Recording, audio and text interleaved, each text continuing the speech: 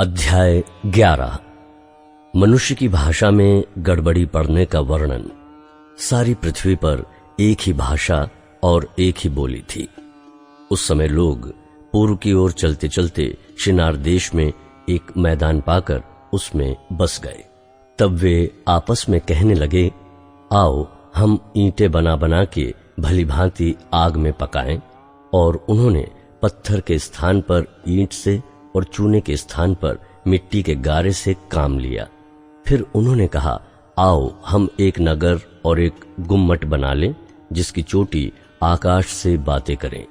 इस प्रकार से हम अपना नाम करें, ऐसा न हो कि हमको सारी पृथ्वी पर फैलना पड़े।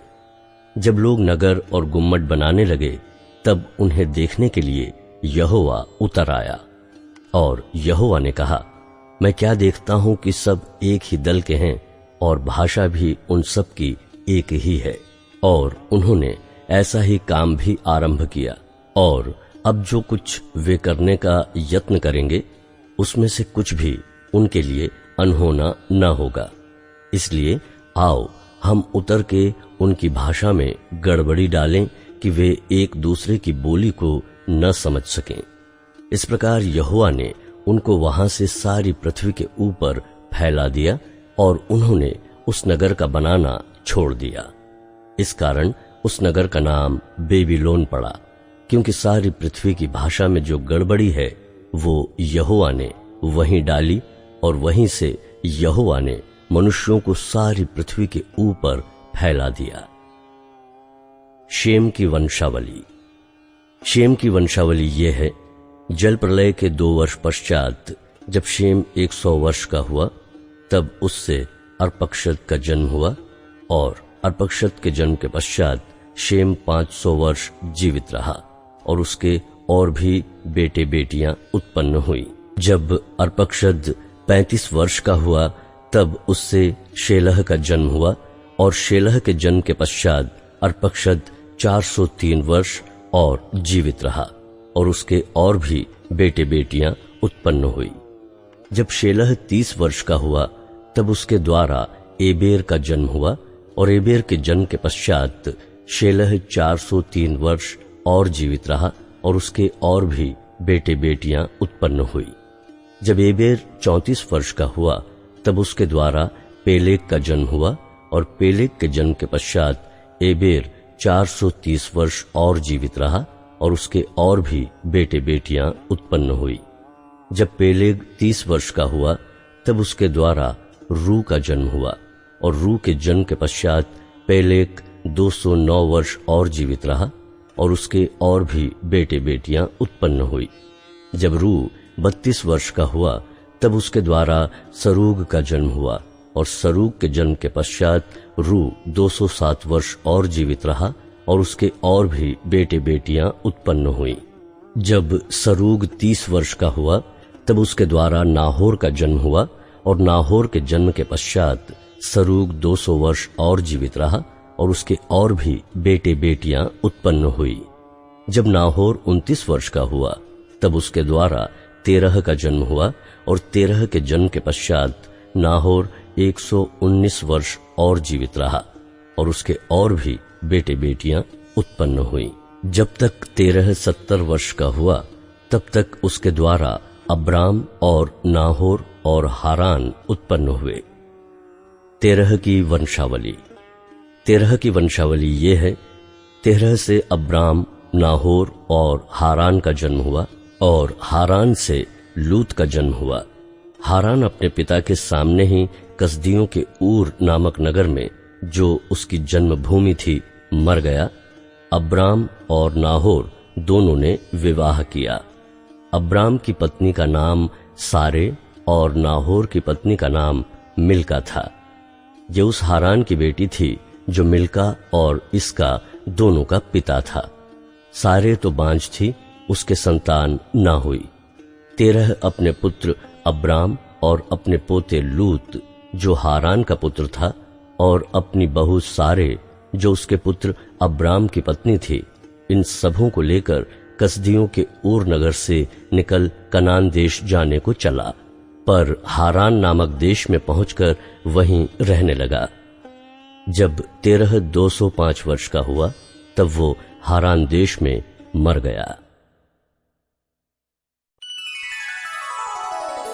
अध्याय 12। परमेश्वर की ओर से अब्राम के बुलाए जाने का वर्णन। यहोवा ने अब्राम से कहा, अपने देश और अपने कुटुंबियों और अपने पिता के घर को छोड़कर उस देश में चला जा जो मैं तुझे दिखाऊंगा, और मैं तुझसे एक बड़ी जाति बनाऊंगा और तुझे आशीष दूंगा और तेरा नाम महान करूंगा और तू आशीष का मूल होगा। जो तुझे आशीर्वाद दे उन्हें मैं आशीष दूंगा और जो तुझे कोसे उसे मैं शाप दूंगा, और भूमंडल के सारे कुल तेरे द्वारा आशीष पाएंगे। यहोवा के इस वचन के अनुसार अब्राम चला और लूत भी उसके संग चला, और जब अब्राम हारान देश से निकला उस समय वो 75 वर्ष का था। इस प्रकार अब्राम अपनी पत्नी सारे और अपने भतीजे लूत को और जो धन उन्होंने इकट्ठा किया था और जो प्राणी उन्होंने हारान में प्राप्त किए थे सबको लेकर कनान देश में जाने को निकल चला, और वे कनान देश में आ गए। उस देश के बीच से जाते हुए अब्राम शेकेम में, जहां मोरे का बांज वृक्ष है, पहुंचा। उस समय उस देश में कनानी लोग रहते थे। तब यहोवा ने अब्राम को दर्शन देकर कहा, यह देश मैं तेरे वंश को दूंगा। और उसने वहां यहोवा के लिए, जिसने उसे दर्शन दिया था, एक वेदी बनाई। फिर वहां से आगे बढ़कर वो उस पहाड़ पर आया जो बेतेल के पूर्व की ओर है, और अपना तंबू उस स्थान में खड़ा किया जिसके पश्चिम की ओर तो बेतेल और पूर्व की ओर ऐ है। वहां भी उसने यहोवा के लिए एक वेदी बनाई और यहोवा से प्रार्थना की। और अब्राम आगे बढ़कर के दक्षिण देश की ओर चला गया। मिस्र देश में अब्राम। उस देश में अकाल पड़ा, इसलिए अब्राम मिस्र देश को चला गया कि वहां परदेशी होकर रहे, क्योंकि देश में भयंकर अकाल पड़ा था। फिर ऐसा हुआ कि मिस्र के निकट पहुंचकर उसने अपनी पत्नी सारे से कहा, सुन, मुझे मालूम है कि तू एक सुंदर स्त्री है, और जब मिस्री तुझे देखेंगे तब कहेंगे ये उसकी पत्नी है, इसलिए वे मुझको तो मार डालेंगे पर तुझको जीती रख लेंगे। अतः ये कहना, मैं इसकी बहन हूं, जिससे तेरे कारण मेरा कल्याण हो और मेरा प्राण तेरे कारण बचे। फिर ऐसा हुआ कि जब अब्राम मिस्र में आया तब मिस्रियों ने उसकी पत्नी को देखा कि वो अति सुंदर है, और फिरौन के हाकिमों ने उसको देखकर फिरौन के सामने उसकी प्रशंसा की। इसलिए वो स्त्री फिरौन के घर में पहुंचाई गई, और फिरौन ने उसके कारण अब्राम की भलाई की और उसको भेड़ बकरी, गाय बैल, दास दासियां, गधे गधियां और ऊंट मिले। परंतु यहोवा ने फिरौन और उसके घराने पर अब्राम की पत्नी सारे के कारण बड़ी बड़ी विपत्तियां डाली। तब फिरौन ने अब्राम को बुलवाकर कहा, तूने मेरे साथ ये क्या किया? तूने मुझे क्यों नहीं बताया कि वो तेरी पत्नी है? तूने क्यों कहा कि वो तेरी बहन है? मैंने तो उसे अपनी ही पत्नी बनाने के लिए लिया, परंतु अब अपनी पत्नी को लेकर यहां से चला जा। और फिरौन ने अपने आदमियों को उसके विषय में आज्ञा दी, और उन्होंने उसको और उसकी पत्नी को सब संपत्ति समेत जो उसकी थी विदा कर दिया। अध्याय 13। अब्राम और लूत के अलग होने का वर्णन। तब अब्राम अपनी पत्नी और अपनी सारी संपत्ति लेकर लूत को भी संग लिए हुए मिस्र को छोड़कर कनान के दक्षिण देश में आया। अब्राम भेड़ बकरी, गाय बैल और सोने रूपे का बड़ा धनी था। फिर वो दक्षिण देश से चलकर बेतेल के पास उसी स्थान को पहुंचा जहां पहले उसने अपना तंबू खड़ा किया था, जो बेतेल और ए के बीच में है। ये स्थान उस वेदी का है जिसे उसने पहले बनाई थी, और वहां अब्राम ने फिर यहोवा से प्रार्थना की। लूत के पास भी, जो अब्राम के साथ चलता था, भेड़ बकरी, गाय बैल और तंबू थे। इसलिए उस देश में उन दोनों के लिए पर्याप्त स्थान न था कि वे इकट्ठे रहें, क्योंकि उनके पास बहुत धन था, इसलिए वे इकट्ठे न रह सके। अब्राम और लूत की भेड़ बकरी और गाय बैल के चरवाहों में झगड़ा हुआ। उस समय कनानी और परिज्जी लोग उस देश में रहते थे। तब अब्राम लूत से कहने लगा, मेरे और तेरे बीच और मेरे और तेरे चरवाहों के बीच में झगड़ा न होने पाए, क्योंकि हम लोग भाई बंधु हैं। क्या सारा देश तेरे सामने नहीं? इसलिए मुझसे अलग हो जा। यदि तू बाईं ओर जाए तो मैं दाहिनी ओर जाऊंगा, और यदि तू दाहिनी ओर जाए तो मैं बाईं ओर जाऊंगा। तब लूत ने आंख उठाकर यरदन नदी के पास वाली सारी तराई को देखा कि वो सब सिंची हुई है, जब तक यहोवा ने सदोम और अमोरा को नष्ट न किया था। तब तक सोअर के मार्ग तक वो तराई यहोवा की वाटिका और मिस्र देश के समान उपजाऊ थी। इसलिए लूत अपने लिए यरदन की सारी तराई को चुन के पूर्व की ओर चला, और वे एक दूसरे से अलग हो गए। अब्राम कनान देश में रहा, पर लूत उस तराई के नगरों में रहने लगा और अपना तंबू सदोम के निकट खड़ा किया। सदोम के लोग यहोवा के लेखे में बड़े दुष्ट और पापी थे। अब्राम का हेब्रोन को जाना। जब लूत अब्राम से अलग हो गया, तब उसके पश्चात यहोवा ने अब्राम से कहा, आंख उठाकर जिस स्थान पर तू है वहां से उत्तर दक्षिण पूर्व पश्चिम चारों ओर दृष्टि कर, क्योंकि जितनी भूमि तुझे दिखाई देती है उस सब को मैं तुझे और तेरे वंश को युग युग के लिए दूंगा, और मैं तेरे वंश को पृथ्वी की धूल के किनकों के समान बहुत करूंगा। यहां तक कि जो कोई पृथ्वी की धूल के किनकों को गिन सकेगा वही तेरा वंश भी गिन सकेगा। उठ, इस देश की लंबाई और चौड़ाई में चल फिर, क्योंकि मैं उसे तुझे को दूंगा। इसके पश्चात अब्राम अपना तंबू उखाड़कर ममरे के बांज वृक्षों के बीच जो हेब्रोन में थे जाकर रहने लगा, और वहां भी यहोवा की एक वेदी बनाई। अध्याय 14। अब्राम का लूत को छुड़ाना। शिनार के राजा अमरापेल और एल्लासार के राजा अर्योक और एलाम के राजा कोर्दला ओमेर और गोइम के राजा तिदाल के दिनों में ऐसा हुआ कि उन्होंने सदोम के राजा बेरा और अमोरा के राजा बिरशा और अदमा के राजा शिनाब और सबोईम के राजा शेमेबेर और बेला जो सोर भी कहलाता है, इन राजाओं के विरुद्ध युद्ध किया। इन पांचों ने सिद्दीम नामक तराई में जो खारे ताल के पास है एका किया। 12 वर्ष तक तो ये कोदोरला ओमेर के अधीन रहे, पर 13वें वर्ष में उसके विरुद्ध विद्रोह किया।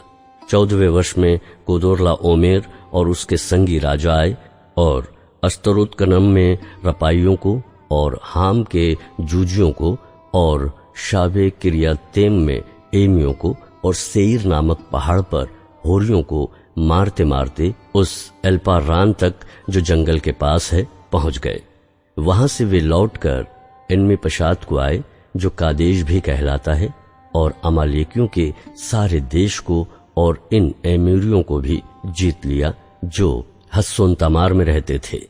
तब सदोम, अमोरा, अदमा, सबोईम और बेला जो सोअर भी कहलाता है, इनके राजा निकले और सिद्दीम नामक तराई में उनके साथ युद्ध के लिए पांति बांधी। अर्थात एलाम के राजा कोदोरला ओमेर, गोइम के राजा तिदाल, शिनार के राजा अमरापेल और एल्लासार के राजा अर्योक, इन चारों के विरुद्ध उन पांचों ने पांति बांधी। सिद्दीम नामक तराई में जहां लसार मिट्टी के गड्ढे ही गड्ढे थे, सदोम और अमोरा के राजा भागते भागते उनमें गिर पड़े, और जो बचे वे पहाड़ पर भाग गए।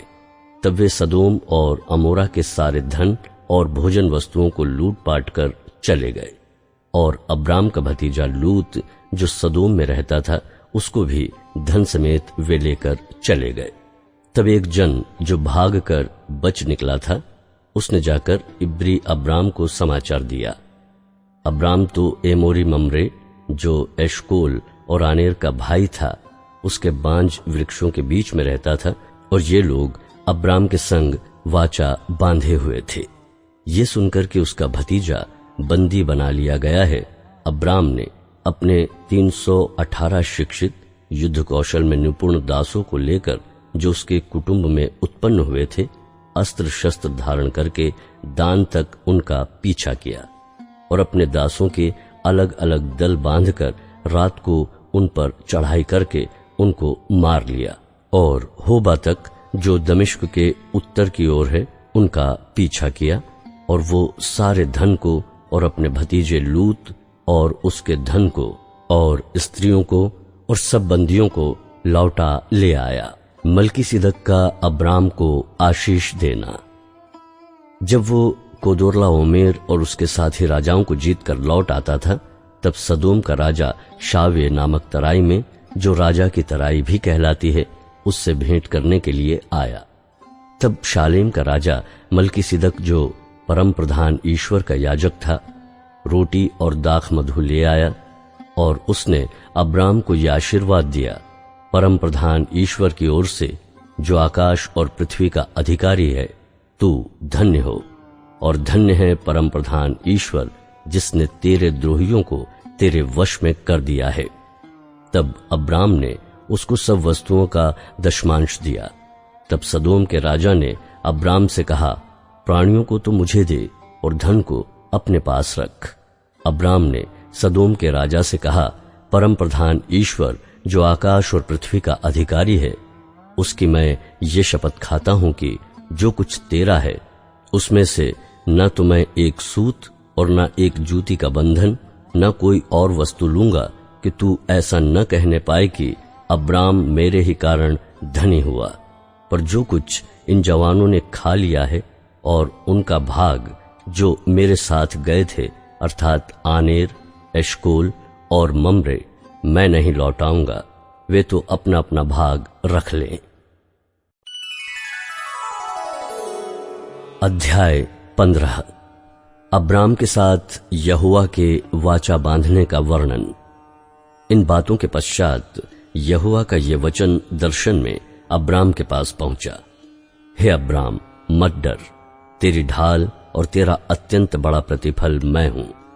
अब्राम ने कहा, हे प्रभु यहोवा, मैं तो निर्वंश हूं और मेरे घर का वारिस यह दमिश्कवासी एलिएजेर होगा, अतः तू मुझे क्या देगा? और अब्राम ने कहा, मुझे तूने वंश नहीं दिया, और क्या देखता है कि मेरे घर में उत्पन्न हुआ एक जन मेरा वारिस होगा। तब यहोवा का ये वचन उसके पास पहुंचा, ये तेरा वारिस ना होगा, तेरा जो निज पुत्र होगा वही तेरा वारिस होगा। और उसने उसको बाहर ले जाके कहा, आकाश की ओर दृष्टि करके तारागण को गिन, क्या तू उनको गिन सकता है? फिर उसने उससे कहा, तेरा वंश ऐसा ही होगा। उसने यहोवा पर विश्वास किया और यहोवा ने इस बात को उसके लेखे में धर्म गिना। तब उसने उससे कहा, मैं वही यहोवा हूं जो तुझे कसदियों के ऊर नगर से बाहर ले आया कि तुझको इस देश का अधिकार दूं। उसने कहा, हे प्रभु यहोवा, मैं कैसे जानूं कि मैं इसका अधिकारी हूंगा?